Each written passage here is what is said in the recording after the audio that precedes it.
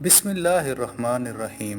السلام علیکم دوستو، سیرت النبی کے سلسلے میں ہم غزوہ احد کا تذکرہ کر رہے ہیں۔ پچھلی ویڈیو میں ہم نے حضرت اسیرم رضی اللہ تعالیٰ عنہ کا تذکرہ کیا تھا، جن کے بارے میں حضرت ابو ہریرہ رضی اللہ تعالیٰ عنہ فرماتے تھے کہ یہ وہ شخص ہے جو بغیر نماز کے جنت میں داخل ہوگا۔ آج کی ویڈیو میں ہم صحابہ کرام کے جذبہ شہادت کا ذکر کریں گے۔ دوستو، اسی مضمون سے ایک طویل حدیث مبارکہ بھی ملتی ہے، جس میں نبی کریم صلی اللہ علیہ وآلہ وسلم نے فرمایا، قیامت کے دن ایک شہید کو لایا جائے گا، اس سے پوچھا جائے گا، ہم نے تجھے طاقت اور قوت دی تھی، تو نے اس کا کیا حق ادا کیا؟ وہ کہے گا، میں نے تیرے راستے میں جہاد کیا اور لڑتے لڑتے شہید ہو گیا۔ اللہ تعالیٰ فرمائے گا، تو جھوٹ بولتا ہے، تو نے اس لیے جنگ کی تھی کہ لوگ تجھے بہادر کہیں، اور وہ کہا جا چکا ہے۔ پھر حکم دیا جائے گا، اسے منہ کے بل گھسیٹتے ہوئے جہنم میں ڈال دیا جائے۔ اسی لیے ضروری ہے کہ ہر عمل سے پہلے اپنی نیت کو پرکھا جائے۔ اگر نیت خالص ہو اور عمل اللہ کی رضا کے لیے کیا جا رہا ہو تو وہی درست ہے، ورنہ فوراً اپنی نیت کی اصلاح کرنی چاہیے۔ دوستو، اسی جنگ میں حضرت حنظلہ رضی اللہ تعالیٰ عنہ شہید ہوئے۔ کہا جاتا ہے کہ غزوہ احد سے ایک دن پہلے ہی ان کی شادی ہوئی تھی۔ وہ غسل کیے بغیر ہی لشکر میں شامل ہو گئے اور اسی حالت میں لڑتے لڑتے شہید ہو گئے۔ نبی کریم صلی اللہ علیہ وآلہ وسلم نے ان کے بارے میں ارشاد فرمایا، تمہارے ساتھی حنظلہ کو فرشتے غسل دے رہے ہیں۔ اسی بنا پر حضرت حنظلہ رضی اللہ تعالیٰ عنہ کو غسیل الملائکہ کہا گیا، یعنی وہ شخص جنہیں فرشتوں نے غسل دیا۔ کہا جاتا ہے کہ غزوہ احد کے دوران ایک مشرک ابن ابی قیس اپنی صفوں سے نکل کر میدان میں آیا اور مقابلے کے لیے للکارا۔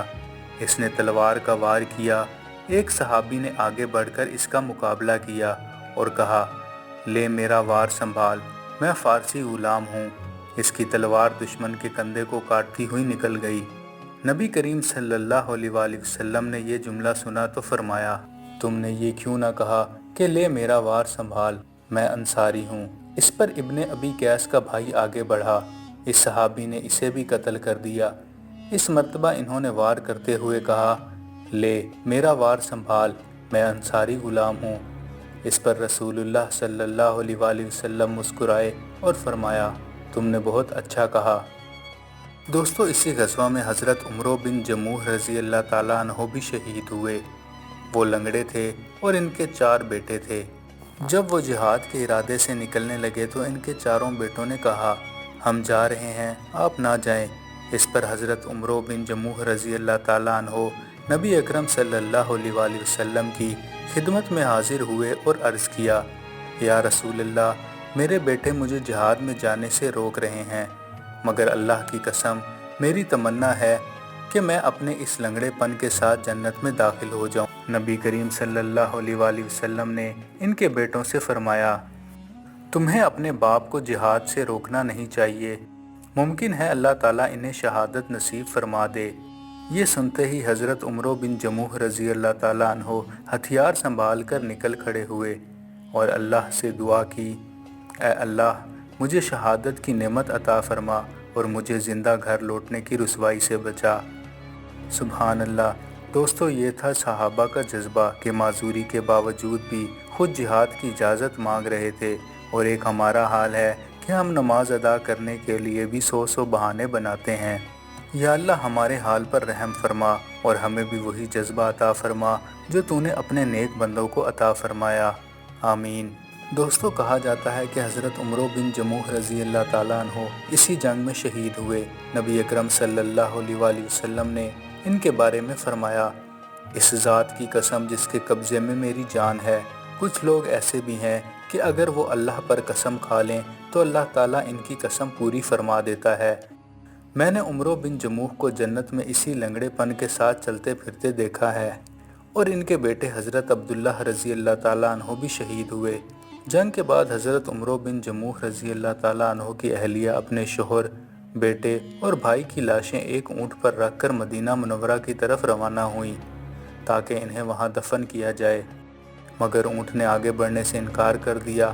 جب اس کا رخ میدان احد کی طرف کیا جاتا وہ چلنے لگتا اور جب مدینہ منورہ کی طرف موڑا جاتا تو بیٹھ جاتا۔ آخرکار وہ نبی صلی اللہ علیہ وآلہ وسلم کی خدمت میں حاضر ہوئی اور سارا واقعہ بیان کیا۔ یہ سن کر آپ صلی اللہ علیہ وآلہ وسلم نے فرمایا، اللہ تعالیٰ نے چاہا ہے کہ انہیں یہیں دفن کیا جائے، لہٰذا ان تینوں کو میدان احد میں ہی دفن کر دو۔ پھر آپ صلی اللہ علیہ وآلہ وسلم نے پوچھا، کیا عمرو بن جموح نے روانگی کے وقت کچھ کہا تھا؟ عرض کیا گیا، انہوں نے دعا کی تھی، اے اللہ مجھے زندہ واپس آنے کی رسوائی سے بچا لینا۔ یہ سن کر نبی اکرم صلی اللہ علیہ وآلہ وسلم نے فرمایا، یہی وجہ ہے کہ یہ اونٹ مدینہ منورہ نہیں جا رہے۔ چنانچہ ان تینوں کو میدان احد میں ہی دفن کر دیا گیا۔ دوستو، کہا جاتا ہے کہ مشرکین کے ساتھ آنے والی عورتوں نے شہید مسلمانوں کے اعضاء کا مسئلہ کیا، یعنی ان کے ناک، کان اور ہونٹ وغیرہ کاٹ لیے۔ نبی کریم صلی اللہ علیہ وآلہ وسلم کے چچا حضرت حمزہ رضی اللہ تعالیٰ عنہ کے ساتھ بھی یہی کیا گیا، حتیٰ کہ ہندہ نے ان کا کلیجہ نکال کر چبایا مگر نگل نہ سکی۔ مزید ویڈیوز کے لیے چینل کو سبسکرائب کریں۔